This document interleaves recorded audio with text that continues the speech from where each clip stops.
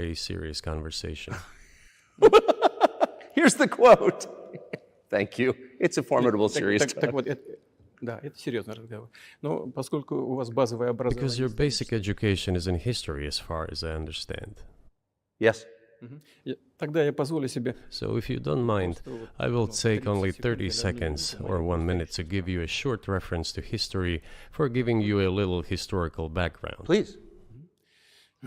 Вот смотрите, с чего началась Let's look наша where our relationship with Ukraine started from. Откуда она взялась? Where did Ukraine come from? Российское государство стало The собираться Russian state started gathering itself as a centralized statehood, годом создания российского государства, and it is considered to be the year of the establishment of the Russian state in 862, Новгород на северо-западе страны when the townspeople of Novgorod invited a Varangian prince, Rurik, from Scandinavia to reign. варягов. 862 год. В 1800 In 1862, Russia celebrated the 1000th anniversary of its statehood. своей государственности и в Новгороде. And in Novgorod, there is a memorial dedicated to the 1000th anniversary of the В country. 882 году In 882, Rurik's successor, Prince Oleg, who was actually playing the role of regent at Rurik's young son, по сути, функция регента because Rurik had died by that time, came to Kiev. к этому времени пришел в Киев, отстранил от власти двух братьев, He ousted two brothers who apparently had членами дружины Рюрика, once been members of Rurik's squad. имея два центра в Киеве и в Новгороде. So Russia began to develop with two centers of power, Kiev and Novgorod. Следующая очень значимая дата в истории The России next very significant date in the history of Russia was 988. Владимир This was the baptism of Russia, when Prince Vladimir, the great-grandson of Rurik, baptized Russia and adopted Orthodoxy, or Eastern Christianity. централизованное российское государство. From this time, the centralized Russian state began to strengthen. Единая территория, Why? единое Because of the single territory, integrated economic ties, один язык, one and the same language, and, after the baptism of Russia, the same faith and rule of the prince. The centralized Russian state began to take shape. российское государство. Back in the Middle Ages, Prince Yaroslav the Wise introduced the order of succession to a throne. Введение престола наследия. But after he passed away, it became complicated for various reasons. Чуть-чуть попозже, после того, как он ушел из жизни. The throne was passed not directly from father to eldest son, but from the prince who had passed away to his brother, then to his sons in different lines. Потом сыновьям по разным линиям.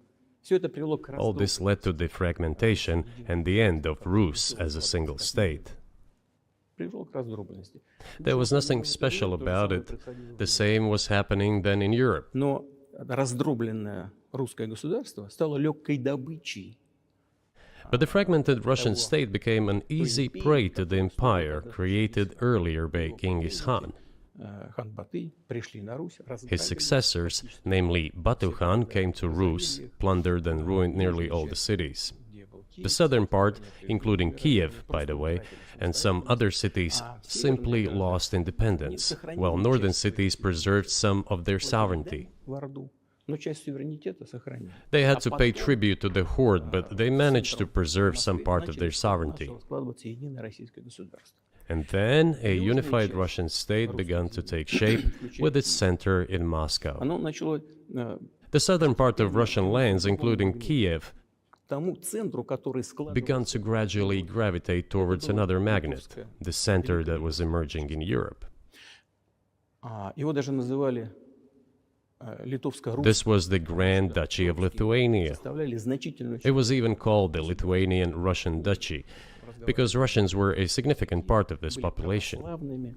They spoke the old Russian language and Затем were произошло Orthodox. объединение, уния Великое княжество Литовское. But then there was a unification, the union of the Grand Duchy of Lithuania and the Kingdom of Poland. Написано. Уже в духовной сфере. A few years later, another union was signed, Священников подчинилась власти. but this time already in the religious sphere. И таким образом вот эти земли Some of the оказались в Orthodox составе priests became польско-литовского subordinate to the Pope. Thus, these lands became part of the Polish-Lithuanian state. Ополячиванием этой части населения. Язык внедряли туда свой. During decades, the Poles were engaged in Polonization of this part of the population. Они живут в Украине. They introduced their language there, tried to entrench the idea that this population was not exactly Russians, that because they lived on the fringe, they were Ukrainians. Занимается Originally, the word Ukrainian meant that a person was living on the outskirts of the state, along the fringes, or was engaged in a border patrol service. It didn't mean any particular ethnic group. поляки всячески So the Poles were trying to, относились in every possible way, to colonize this part of the Russian lands, and actually treated it rather harshly, not to say cruelly. All that led to the fact that this part of the Russian lands began to struggle for their rights. писали письма. They wrote letters to Warsaw demanding that their rights be observed and people be commissioned here, including to Kiev.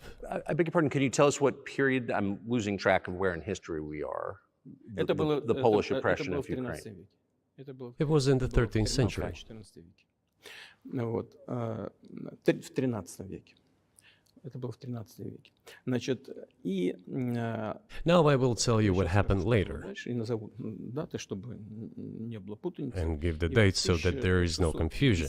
В 1600, And in 1654, even a bit earlier, чуть раньше даже, люди, которые контролировали the власть, people who were in control of the authority over that part of the Russian lands чтобы присылали к ним addressed Warsaw, I repeat, demanding that they send them to rulers of Russian origin and Orthodox faith. When Warsaw did not answer them, and in fact rejected their demands, they turned to Moscow, so that Moscow took them away. чтобы вы не думали, что я что-то придумал, Дима. So that you don't think that I'm inventing things, I'll give you these Я вам documents. отдам вот эти документы. Well, it doesn't sound like you're inventing it. I'm not sure why it's relevant to what happened 2 years ago. Но все-таки But still, документы из архива. these are documents from the archives, copies. Здесь письма Богдана Here are the letters from Bogdan Khmelnytsky, контролировал власть в этой the man who then controlled the power in this part of the Russian lands в Варшаву. that is now called Ukraine. А после того, как He wrote to Warsaw demanding that their rights be upheld, с просьбой взять их, and after being refused, he began to write letters to Moscow, asking to take them under the strong hand of the Moscow Tsar. There are copies of these documents. I will leave them for your good memory. There is a translation into Russian. You can translate it into English later. потому что Russia would not agree to admit them straight away, assuming that the war with Poland would start. Nevertheless, in 1654, the Pan-Russian Assembly of top clergy and landowners, headed by the Tsar, часть древнерусских земель вошла which was the representative body of the power of the old Russian state, decided to include a part of the old Russian lands into Moscow Kingdom. перемирие было заключено. As expected, the war with Poland began. It lasted 13 years, and then in 1654, По-моему, 2 a года truce was concluded. мир с Польшей.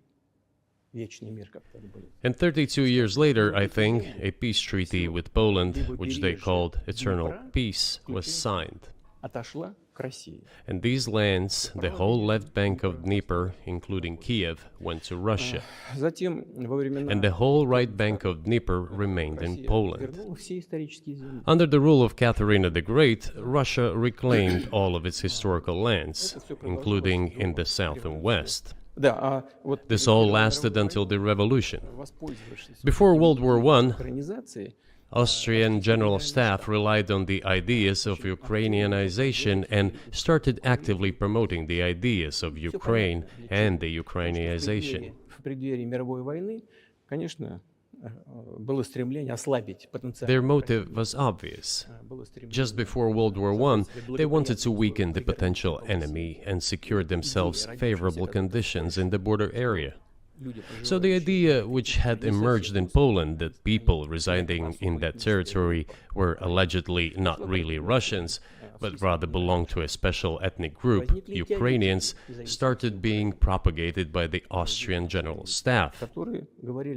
As far back as the 19th century, theorists calling for Ukrainian independence appeared. All those, however, claimed that Ukraine should have a very good relationship with Russia. They insisted on that. After the 1917 revolution, the Bolsheviks sought to restore the statehood, and the civil war began, including the hostilities with Poland. In 1921, peace with Poland was proclaimed, and under that treaty, the right bank of Dnieper River once again was given back to Poland. In 1939, after Poland cooperated with Hitler, it did collaborate with Hitler, you know? Hitler offered Poland peace and a treaty of friendship. An alliance demanding in return that Poland give back to Germany the so-called Danzig corridor, which connected the bulk of Germany with East Prussia and Königsberg.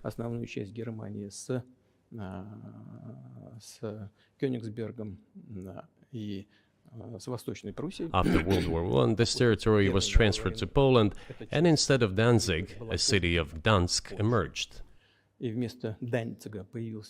Hitler asked them to give it amicably, but they refused. Of course.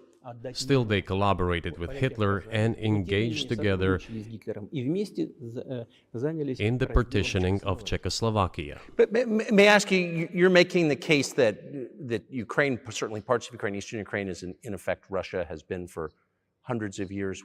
Why wouldn't you just take it when you became president 24 years ago? You have nuclear weapons, they don't. If it's actually your land, why did you wait so long? I'll tell you. I'm coming to that. This briefing is coming to an end. It might be boring, but it explains many things. I just don't know how it's relevant. Good. Good. I'm so gratified that you appreciate that. Thank you. So, before World War II, Poland collaborated with Hitler, and although it did not yield to Hitler's demands, it still participated in the partitioning of Czechoslovakia together with Hitler, as the Poles had not given the Danzig corridor to Germany and went too far, pushing Hitler to start World War II by attacking them. Why was it Poland against whom the war started on 1st September 1939? Poland turned out to be uncompromising, and Hitler had nothing to do but start implementing his plans with Poland. By the way, the USSR, I have read some archive documents, behaved very honestly. It asked Poland's permission to transit its troops through the Polish territory to help Czechoslovakia.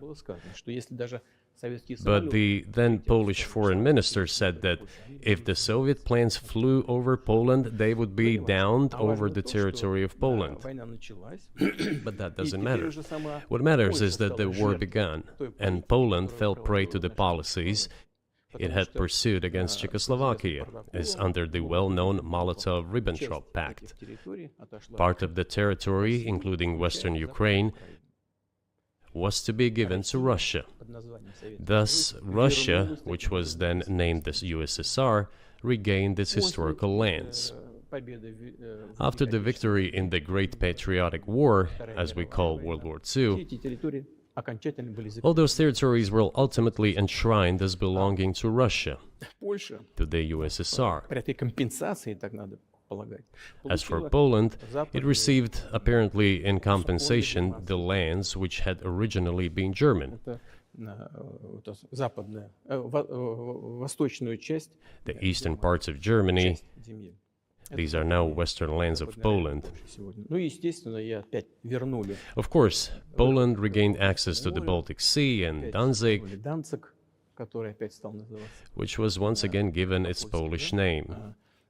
Вот таким образом сложилось. So this was how this situation При developed. формировании Советского Союза, это уже в 1900 In 1922, when the USSR was being established, большевики начали формировать the СССР. Bolsheviks started building the USSR and established the Soviet Ukraine, which had never existed before. Right. Который до сих пор вообще не существовало. При этом Сталин Stalin insisted that those republics be included in the USSR as входили в качестве автономных autonomous entities. Основатель советского государства Ленин настоял. For some inexplicable reason, Lenin, the founder of the Soviet state, insisted that they be entitled to withdraw from the USSR. Наделил And образующуюся again, for some unknown reasons, he transferred to that newly established Soviet Republic of Ukraine some of the lands together with people living there, even though those lands had never been called Ukraine, and yet they were made part of that Soviet Republic of Ukraine.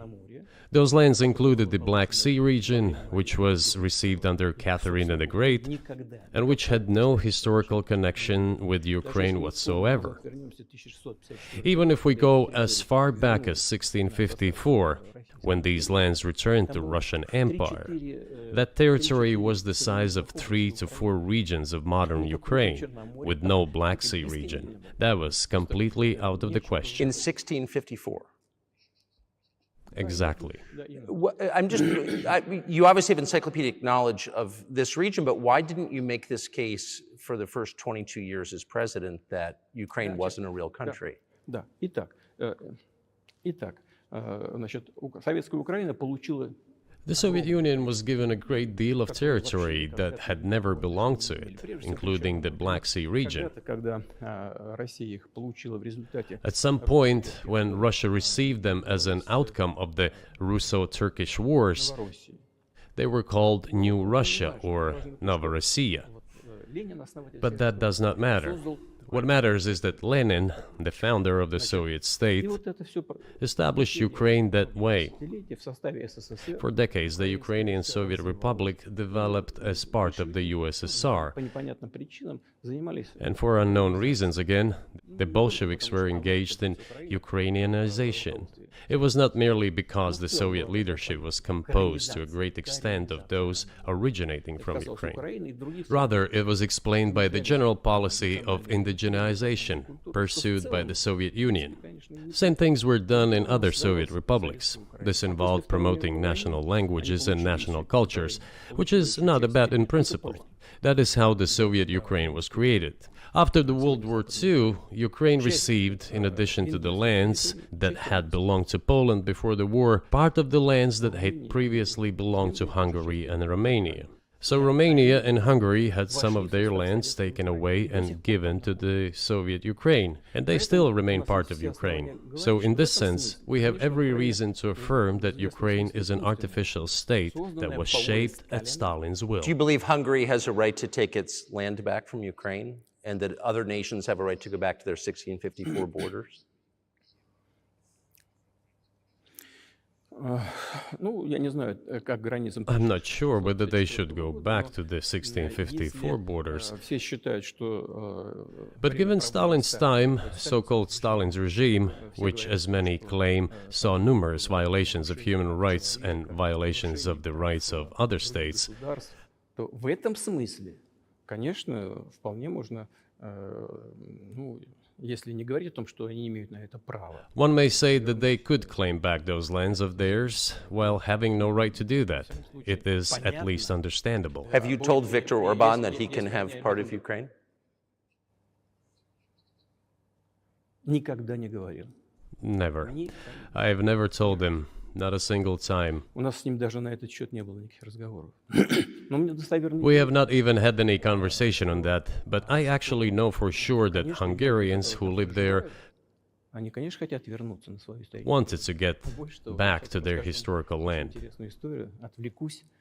Moreover, I would like to share a very interesting story with you. Значит, где-то в начале I digress, it's a personal one. из Somewhere in the early 80s, I went on a road trip in a car from then Leningrad across the Soviet Union through Kiev, въехал made a stop in Kiev, and then went to western Ukraine. I went to the town of Beregovoye, and all the names of towns and villages there were in Russian and in a language I did not understand, in Hungarian, in Russian and in Hungarian, not in Ukrainian, in Russian and in Hungarian. I was driving through some kind of village, and there were men sitting next to the houses, and they were wearing black three-piece suits and black cylinder hats. I asked, are they some kind of entertainers? I was told, no, they were not entertainers, they're Hungarians. I said, what are they doing here? What do you mean? This is their land, they live here. This was during the Soviet time in the 1980s. They preserved the Hungarian language, Hungarian names, and all their national costumes. They are Hungarians and they feel themselves to be Hungarians. And of course, when now there is an infringement. Well, that is, and there's a lot of that, though. I think many nations, they're upset about Transylvania as well, as you obviously know. But many nations feel frustrated by the redrawn borders of the wars of the 20th century and wars going back 1,000 years, the ones that you mentioned. But the fact is that you didn't make this case in public until 2 years ago, February. And in the case that you made, which I read today, you explain at great length that you felt a physical threat from the West in NATO, including potentially a nuclear threat, and that's what got you to move. Is that a fair characterization of what you said? Я понимаю, что мои длинные диалоги, они... I understand that my long speeches probably fall outside of the genre of the interview. That is why I asked you at the beginning, are we going to have a serious talk or a show? You said a serious talk, so bear with me, please. We're coming to the point where the Soviet Ukraine was established. Then, in 1991, the Soviet Union collapsed, and everything that Russia had generously bestowed on Ukraine was dragged away by the latter. I'm coming to a very important point of today's agenda. Thank you. After all, the collapse of the Soviet Union was effectively initiated by the Russian leadership. I do not understand what the Russian leadership was guided by at the time, but I suspect there were several reasons to think everything would be fine.